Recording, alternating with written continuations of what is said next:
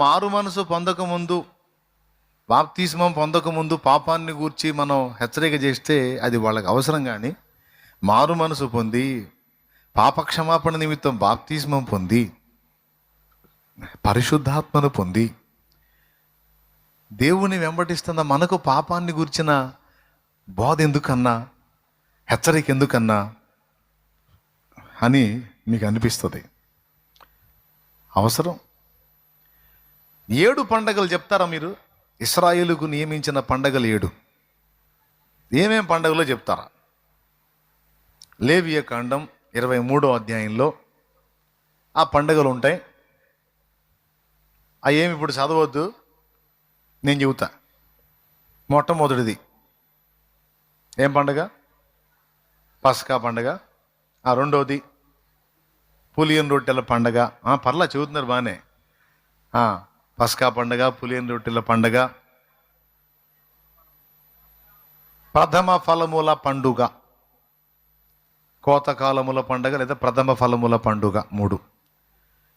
4వది Pentecost పండుగ. 5వది శృంగధ్వనుల పండుగ. 6వది ప్రాయశ్చిత్తార్థ దినపు పండుగ. అందరూ వినాలి. ఒకసారి స్తోత్రం చెప్పండి, 2 చేతులు ఎత్తి.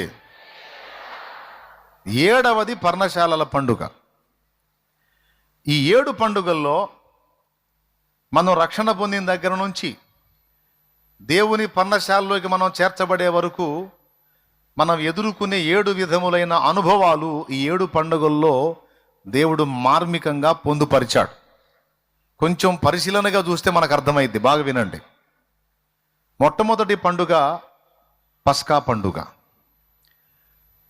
ఈ పస్కా పండుగ క్రైస్తవులమైన మన విషయంలో ఎలా నెరవేరిద్ది? ఇశ్రాయేలీయులేమో ఈ 7 పండుగలు అక్షరార్థంగా జరిగిస్తారు, కానీ అవి మన జీవితంలో ఆత్మీయంగా జరుగుతాయి. అందులో మొట్టమొదటిది పస్కా పండుగ గురించి చెప్తున్నాను. పస్కా పండుగలో నిర్దోషమైన గొర్రెపిల్లను వధించి దాని రక్తమును ఆశ్రయించాలి. ఓకేనా? దాని రక్తమును ఆశ్రయించాలి. ఎట్లా అంటే గడప కమ్ములకు, నిలువు కమ్ములకు, అడ్డకమ్మకు దాని రక్తం పూయాలి. ఇది ఎక్కడ చెప్పాడు? ఈ పండుగ ఐగుప్తు దేశంలో ఇశ్రాయేలీయులు బానిసలుగా ఉన్నప్పుడు చెప్పాడు. ఈ రాత్రి నేను ఐగుప్తులో ప్రథమ సంతతి మొత్తాన్ని కూడా హతం చేయబోతున్నాను, కాబట్టి మీరు ఇక ఈ దెబ్బతో వాడు వదిలేస్తాడు మిమ్మల్ని, మీరు రిలీజ్ అవుతారు, కాబట్టి మీరు పస్కా పండుగను ఆచరించండి. ఫ్యామిలీకి ఒక గొర్రెపిల్లను, నిర్దోషమైన గొర్రెపిల్లను వధించి దాని రక్తము మీ ద్వారబంధాలకు రాసుకోండి. ఇప్పుడు మనం కూడా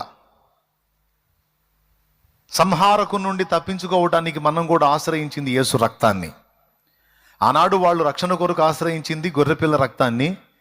ఈరోజు మనం ఆశ్రయించింది నిర్దోషమైనది, నిష్కళంకమైనది, నిర్దోషమైనది, నిష్కళంకమైనది, మనుషులలో ఆ దూతలలో లేనే లేనిది, మనుషులతో ఆ దూతలతో కానే కాదది.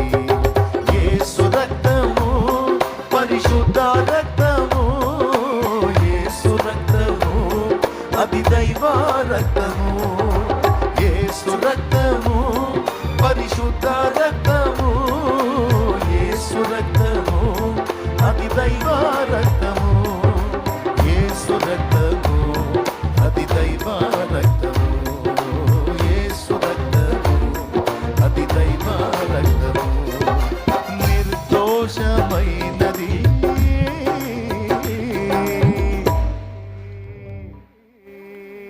ఇప్పుడు చెప్పండి, మన నిర్దోషమైన గొర్రెపిల్ల ఎవరు? ఇప్పుడు మన పట్ల పస్కా పండుగ ఎప్పుడు నెరవేరింది?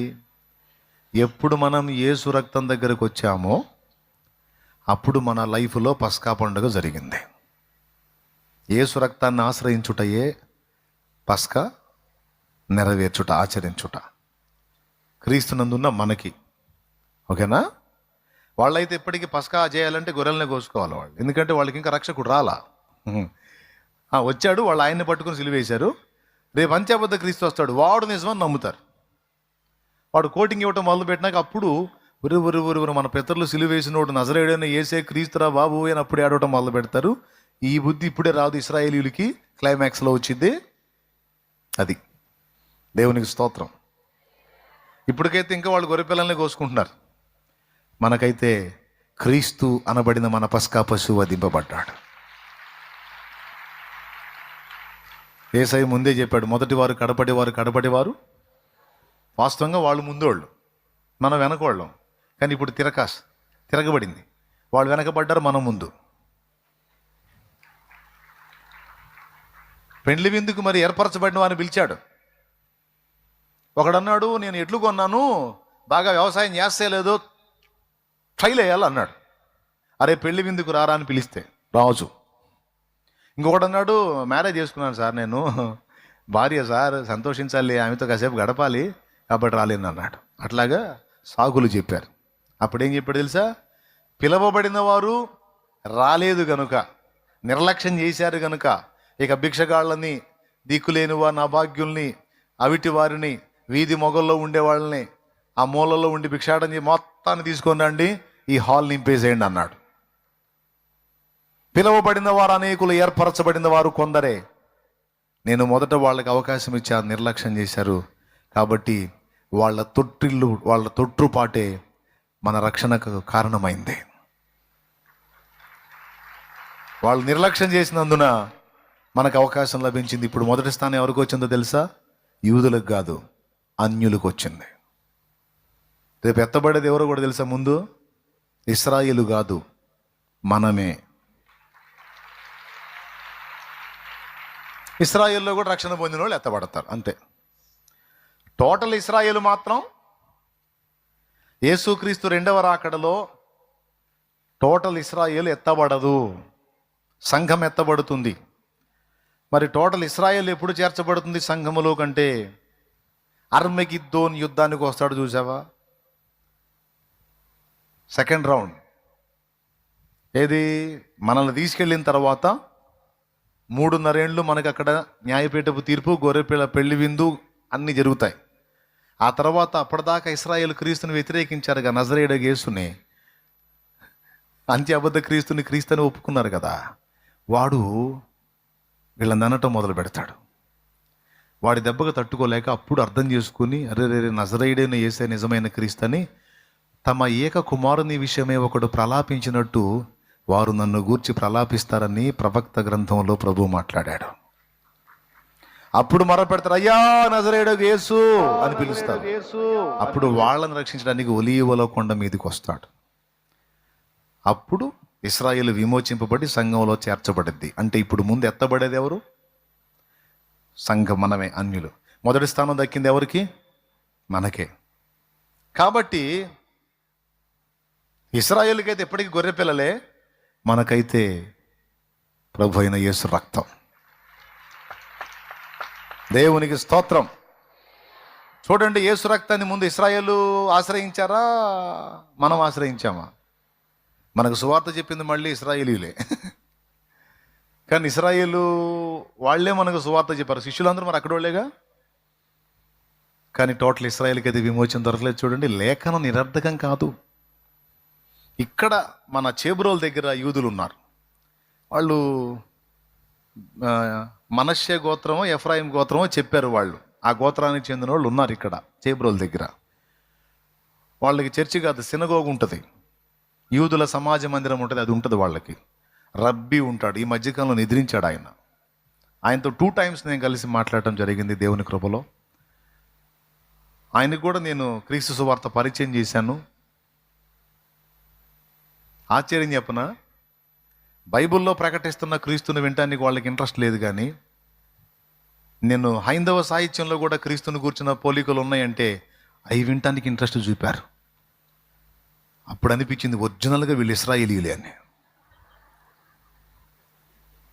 ఎందుకంటే ఫస్ట్ నుంచి కూడా వాళ్ళకి అదొక దరిద్రపు అలవాటు ఉంది. ఏం తెలుసా? అన్య దేవతలు అంటే ఇంట్రెస్ట్,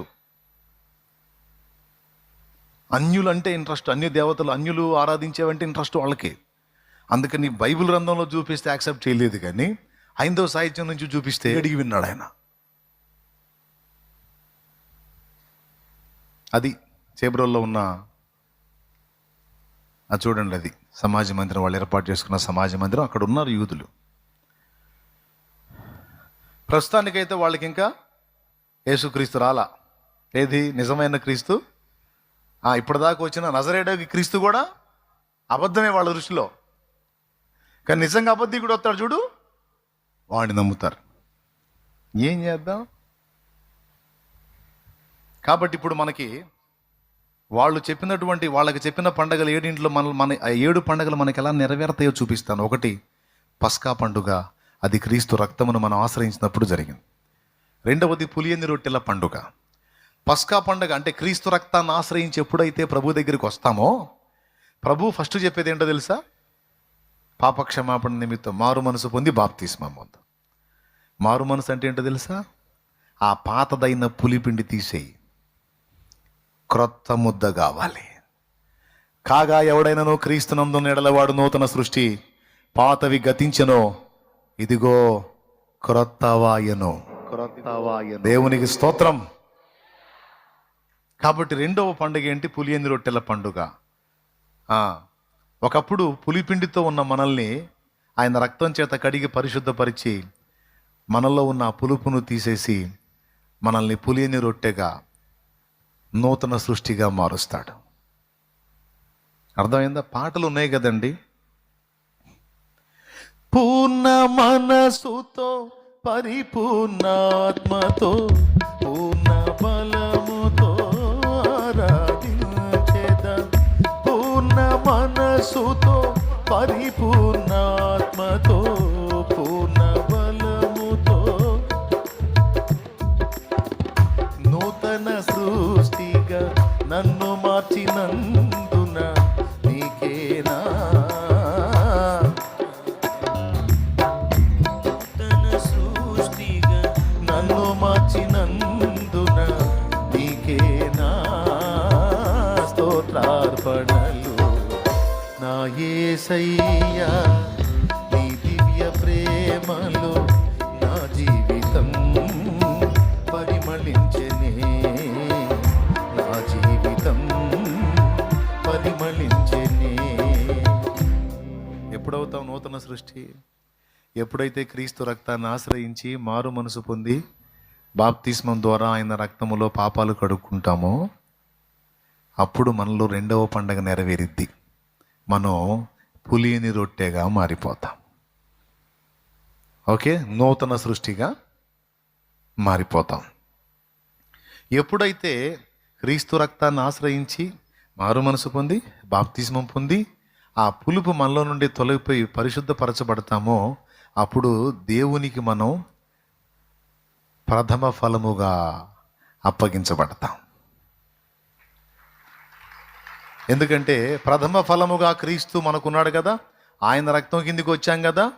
ఆ జ్యేష్ఠుని రక్తంలో కడగబడినందున జ్యేష్ఠుల గుంపులో చేర్చబడి దేవునికి ప్రథమ ఫలం అవుతాం.